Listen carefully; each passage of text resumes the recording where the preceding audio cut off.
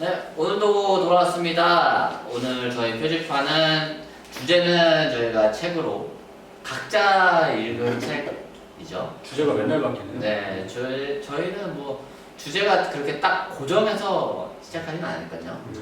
근데 뭐 저희가 미래에는 또 장기 프로젝트를 할 수도 있죠.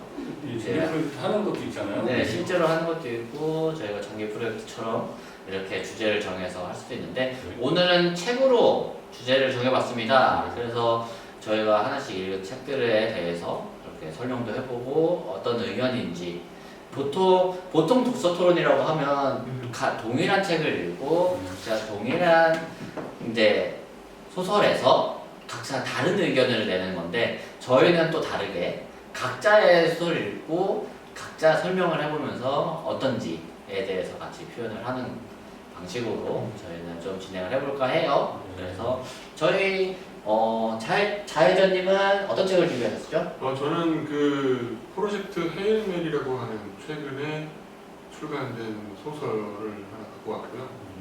네, 뭐 SF계의 뭐 떠오르는 신성이라고 하시는 분이 아주 잘 쓴 책이라고 저는 생각해서 소개를 한번 해볼까 갖고 왔습니다. 네, 그 마션. 네, 마션을 쓰신 그 갑자기 이름이 생각이 안 나는데 네, 앤디 위워라고 하시는 분이 쓰신 책인데 네, 뭐 원래 SF 문학을 전공하시는 분은 아니시고 여전히 과학 쪽에서 일하시는 엔지니어이시고 과학자이시고 뭐 그런 분이십니다. 근데 뭐 하여튼 재밌는 이야기를 써서 뭐 한번 읽어보시라고 잠깐 소개를 해드리게요. 직진님은 또 어떤 네. 소설을? 저는 마침 예전에 읽었던 책을 다시 한번 읽고 있어요. 그러니까 이것도 여러 가지 책들을 다시 읽고 있는데 그 중에 하나가 이제 프랑스 소설가인 베르나르 베르베르의 그 소설들을 이제 초기작부터 저는 다시 읽고 있거든요. 이제 그 얘기를 좀 해볼까요? 책보다는 작가의 중심을 두고 이제 그분에 대한 얘기를 우연치 않게 개미에서부터 출간된 순서와 스토리의 진행 순서대로 지금 읽고 있는 중이거든요. 재밌겠네요. 네. 베르나르 베르베르가 이렇게 뭔가 저는 이름도 참 잘 정한 것 같아요. 베르나르 베르베르 뭔가 주절주절 한국어가 되면서 뭔가 그래서 저는 이렇게 얘기를 해요. 베르나르 베르베르라고 부르지 않고 저는 그냥 보통 혼자서 얘기할 때는 베르베르 네, 저도 그렇습니다. 베르베르 주절주절 앞서거니 뒤서거니 맞아요.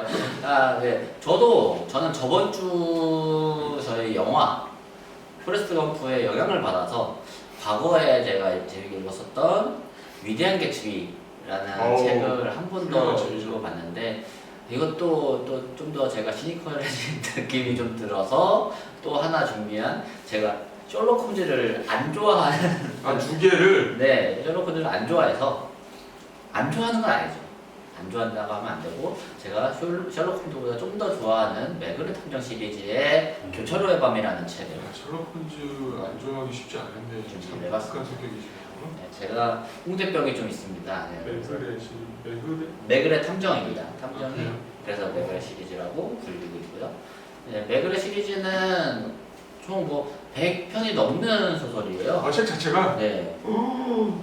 엄청난데요? 이 조르주 신동이라는 작가 자체가 엄청난 다작을 하시는 분이시고 그리고 이제 필력이 떨어지지는 않고 그래서 되게 유명한 작가인데 프랑스의 발작 같은 분이시구나. 네, 엄청난 다작의 왕이었고 그리고 뭐 연문도 많이 떴댔다고 해요. 그것도 좋아서 네, 뭐 그렇다고 하는데 그것보다는 이제 이 매그렛 시리즈랑 이제 그 보통 탐정 소설 하면 당연히 사람들이 좋아하는 셜록 홈즈.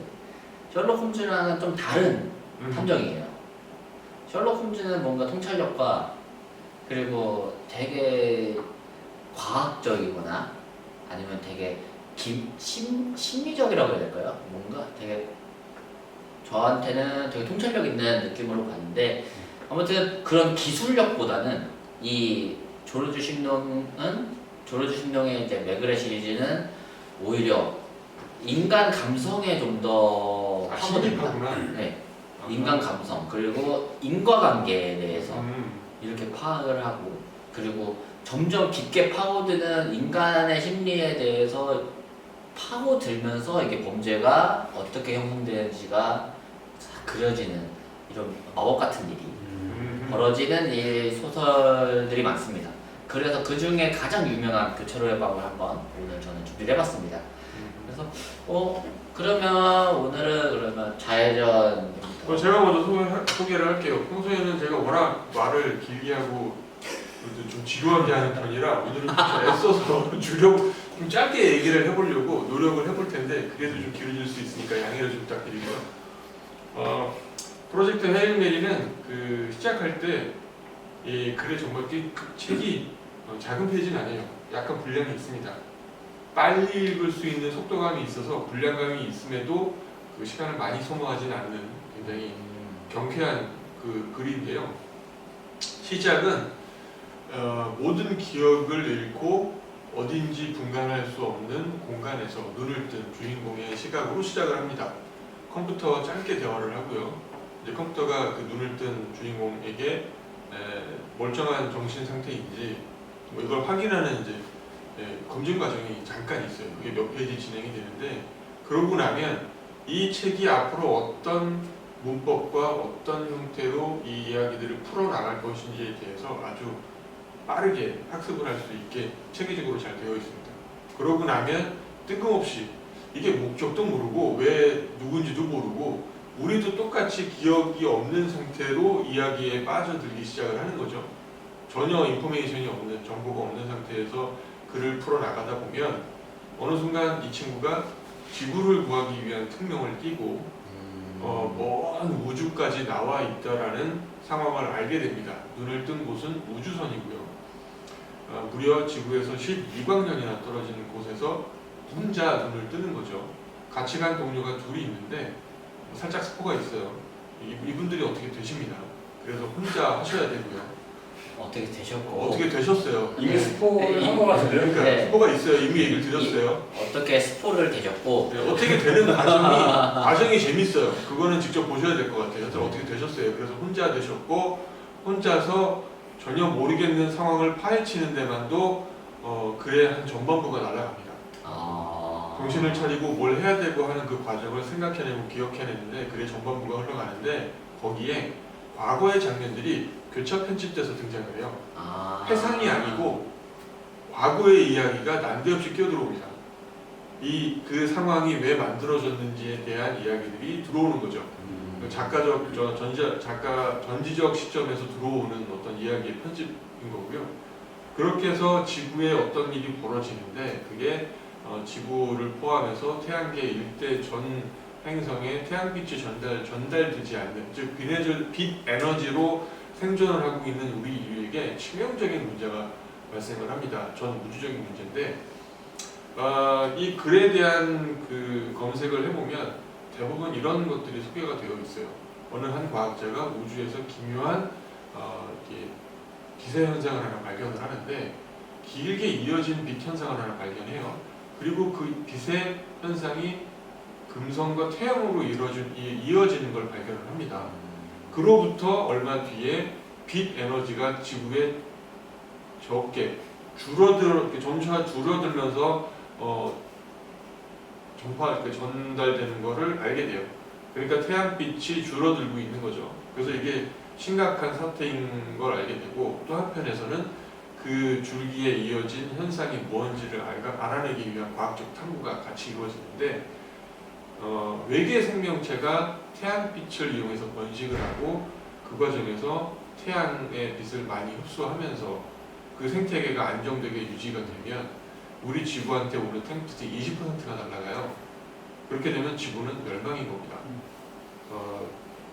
실제로도 한 20% 이상 빛이 전달이 되지 않으면 굉장히 큰 위험한 상황이라고 얘기를 하더라고요. 생태계가 붕괴될 것 같아요. 하여튼 그렇다고 해서 이걸 해결을 해야 되는데 방법이 없는 거예요.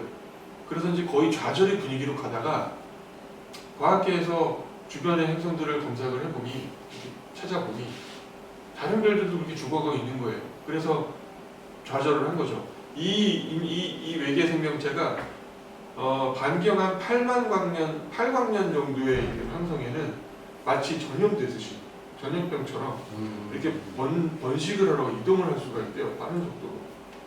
물론 생명체는 그 유기체일 텐데 그렇죠. 유기체이지만 우주를 독자적으로 이동을 할 수 있다. 네, 이런 그렇죠. 거죠. 네. 그 자신들의 몸에서 나오는 빛 에너지를 그 물리 순환계로 변환을 해서 그걸 발사를 하고 그렇게 내뿜고 그걸 이용해서 이동할 수 있는 좀 독특한 형태의 유기체인데요. 이 녀석이 굉장히 빛의 속도보다 빠른 속도로 가진 않아요. 그렇지만 오랜 세월에 걸쳐서 한 군데 이렇게 항성기에 들어오면 주변 항성기로 또 번져서 번식을 하고 또 다른 항성기로 번식을 해서 나가고 이런 형태로 우주는 우주로 퍼져나가고 있는 중인데 지구까지 온 거예요. 그 태양까지 온 거죠. 그래서 이제 좌절을 하고 있는데 딱 한 행성 여기서는 이제 타우 세타라고 타우 메타라고 이름 붙여 있는 항성계에 그 같은 그 저 감염 범위 안에 있는데 번식 범위 안에 있는데 걔는 빛이 전혀 줄진 않는 거예요. 안정돼 있어요. 그래서 쟤는 무슨 동일한 감염이 되어 있는데 그 유기체로 인한 동일한 감염이 되어 있는데 감염이 되어야 되는 반경 안에 있는데 걔만 안 변형이 안 되고 유일하게 빛의 양을 유지하고 있는 거예요. 그래서 저기에 가면 뭔가 해결책이 있을 것이다 라고 판단을 하고 가는 겁니다. 일단 출발을 한 거군요. 일단은 출발을 해야 돼요. 근데 갈 수가 없잖아요. 12광년이면 지금 현재 기술로는 뭐 거의 5천만 년, 좀 1억 년 이상 가야 현재 인류의 기술로는 좀 머네라고 하기에는 너무 머네요. 그렇죠. 인류가 이길 얼마나 그런 태양빛이 문제가 아니고 그냥 지금 출발해서 가도 인류가 멸망 후에나 도착할 수 있을 만한 거리라 꿈도 꿀 수 없는데 그 외계 생명체를 연구하던 학자들에 의해서 그 외계 생명체가 갖고 있는 빛을 흡수한 에너지를 순식간에 뿜어낼 수 있는 어떤 형태의 그 에너지 원으로 사용할 수 있게 되었고 그걸 이용해서 빠른 속도로 그 행성에 갈 수 있는 가능성을 찾게 돼요. 소설이지만 그렇게 만들었습니다. 그래서 가는데 문제 핵심이 여기 이 글의 가장 큰 아이러니한 게 여기 들어있어요. 편도입니다. 왕복이 아니에요. 에너지의 그 엄청나게 큰 에너지원을 얻었는데도 워낙 먼 거리고 긴 장거리 여행이라 갔다가 올 수가 없는 거예요.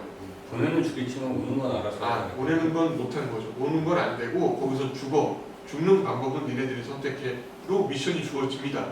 그리고 거기서 알게 된 정보는 조그만 소형 로켓을 보이저를 보내듯이 여러 개를 쏴 보내서 그 중에 하나가 지구에 도착을 하면 그걸 받아서 해결하겠다예요. 랜덤인가요? 네, 랜덤이에요. 그래서 여러 개를 보내는데 지구를 향해서 보내지만 중간에 뭐 부딪혀서 없어질 수 있고 망가질 수도 있고 무인도에 표류를 하는데 유리병에다가 편지를 넣어서 보내는 상황이네요. 그렇죠. 유리병 계속 보내고 비행기에 뭘 담아서 글라이드를 날린 것과 똑같아요.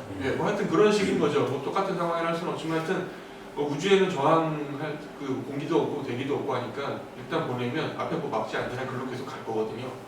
그렇긴 한데 뭐 중력도 있고 여러 가지 작용이 있어서 딴 데로 갈 수도 있으니까 이제 뭐 복불복으로 보내요. 그렇게 미션을 타고 왔는데 가서 봤더니 모르겠는 거야. 문제를 해결할 방법이 없는 거야. 여기도 똑같아. 근데 이상하게 유지가 돼. 그래서 고민을 하려고 있는데 문제는 이제 그 전에 아주 묘한 제가 지금 여기서 얘기를 안 드리려고 그래요. 그거는 책을 읽어보셔야 될 것 같아서 묘한 상황이 벌어집니다. 지금까지만 한데도 되게 재밌어요. 스토리가. 그 묘한 상황이 벌어져서 뜻하지 않은 행운이라고 봐야 되겠죠. 그런 이벤트를 겪고 그 이벤트로 사건을 해결할 수 있는 계기를 마련하고 그렇게 해서 그 행성은 그 타우세타는 메타는 왜 빛을 잃고 있지 않은지를 알게 돼요. 그래서 그걸 분석을 해서 그 방법까지 마련을 한 다음에 우주선을 지구로 보내요. 그리고 이분은 지구로 영원히 못 돌아오고 거기서 끝납니다. 소설이 끝나나요? 네, 끝나요. 그러니까 이제 이게 다 하신 거 아니에요? 이게 되게 중요한 그 절반의 이야기가 있어요. 검색을 해보시면 그 중요한 이벤트가 뭔지 알 거예요. 힌트를 드리자면 지구인이 아닌 다른 생명체입니다. 외계 생명체가 이미 등장을 했죠. 태양계를 집어먹고. 네. 그래서 그런 외계 생명체와 같은 또 다른 생명체가 등장을 하는데 그게 되게 큰 이벤트예요. 등장을 해서부터 시작해서 이 사건을 해결하는 과정이 나머지 후반부인데 그 과정이 정말 지금까지 제가 뭐 영화든 드라마든 소설이든 뭐 다큐멘터리 이런 데서 접했던 것과는 상식적으로 다르요. 저는 마션을 영화로 접하고 소설을 보지를 못했어요. 네. 마션이 그 같은 작가죠. 네. 혹시 이 작품도 영화화될 가능성이 이미 그 소설이 한국에 출간되기 전에 영화화가 결정이 됐고요.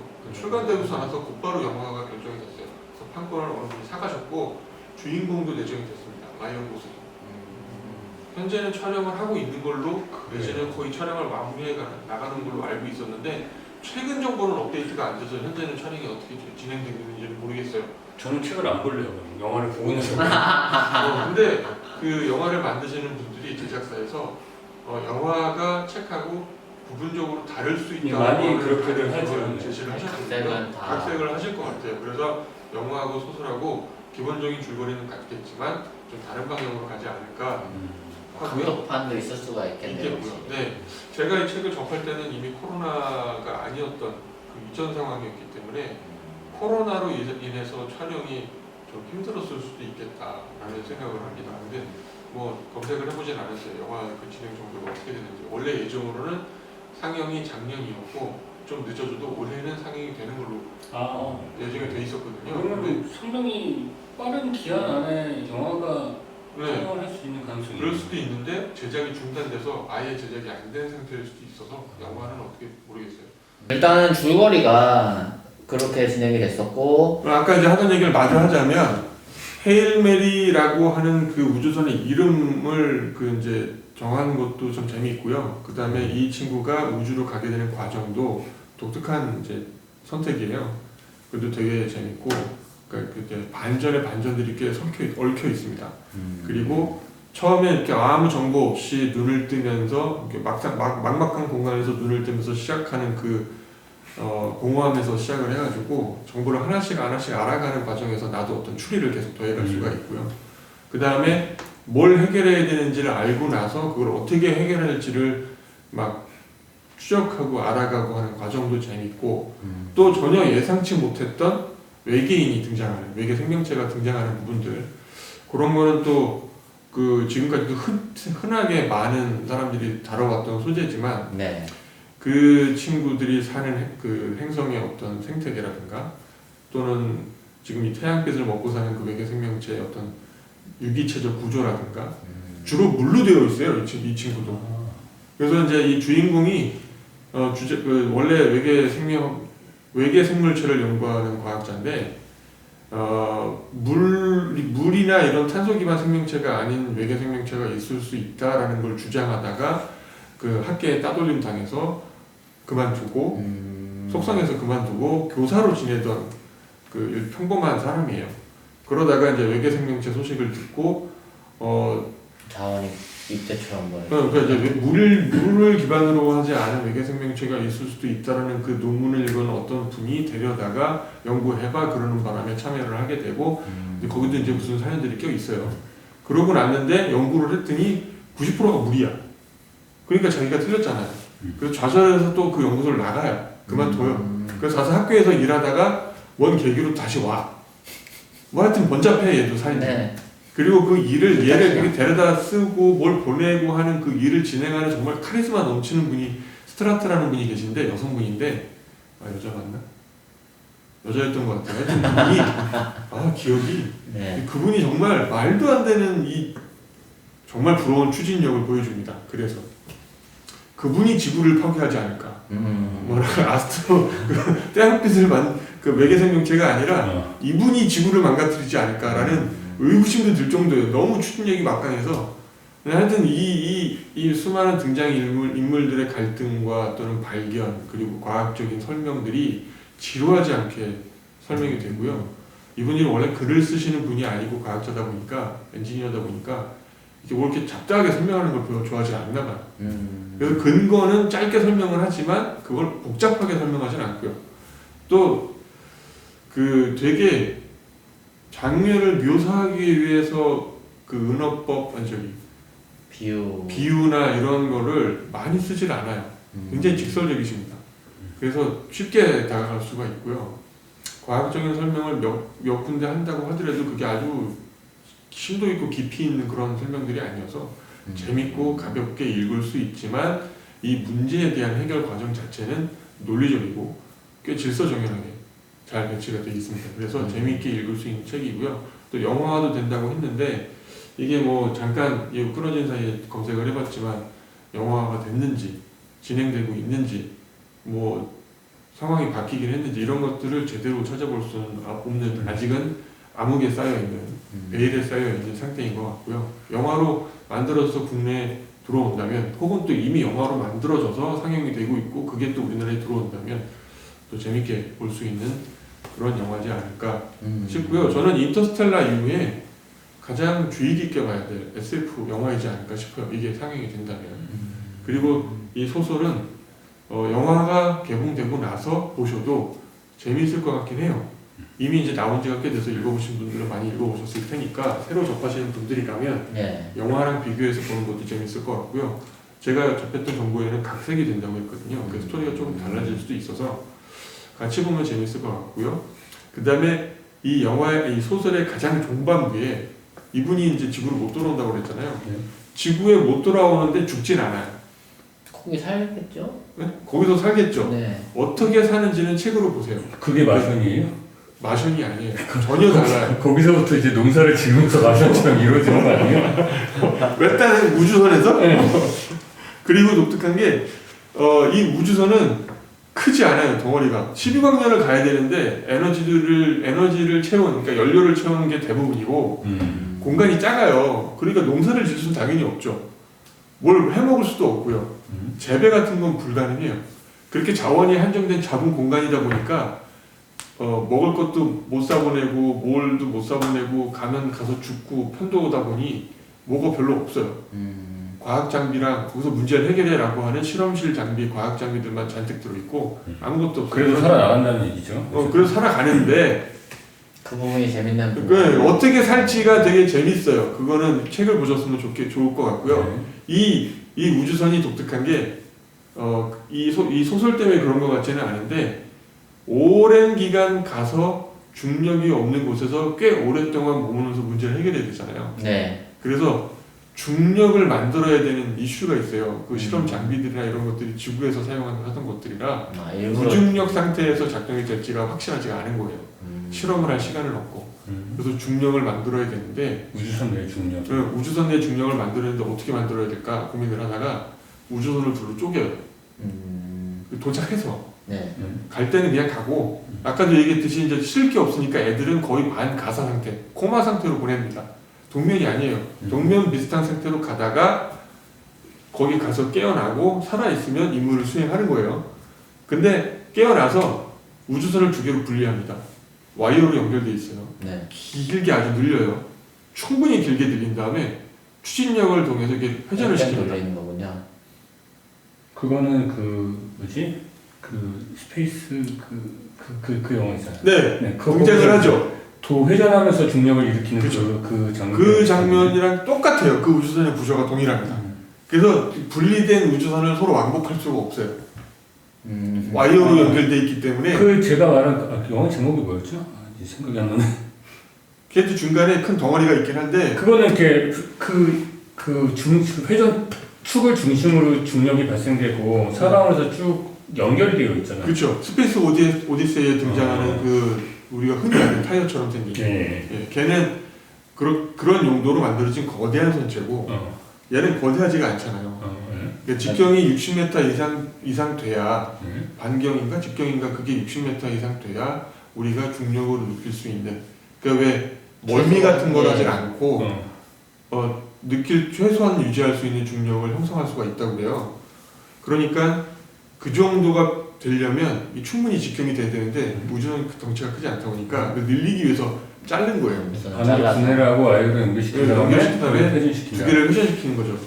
그렇게 해서 각각의 그 동체에서는 서로 이동을 할 수가 없죠. 그러니까 따로따로. 네. 그러면 근데 이렇게 이쪽은 연료만 들어있어서 갈 일은 없고 이쪽에 거주 공간이 있는데 그러네요. 무게 배분을 해서 반으로 자르긴 했지만 그래도 처음에 갈 때는 연료가 가득 차 있어서 무거우니까 잘라도 소용없어요. 근데 가서는 연료를 거의 다 쓴 상태라 덩치는 이쪽이 훨씬 큰데도 거의 텅 비어 있어서 그러니까 거기서 생활하면서 지낼 연료 정도만 남아 있어서 무게 배분이 맞아요. 그걸 설계를 좀 했겠죠. 재밌는 설정이네요. 네, 그렇게 해서 돌리는데 중간에 문제가 생겨요.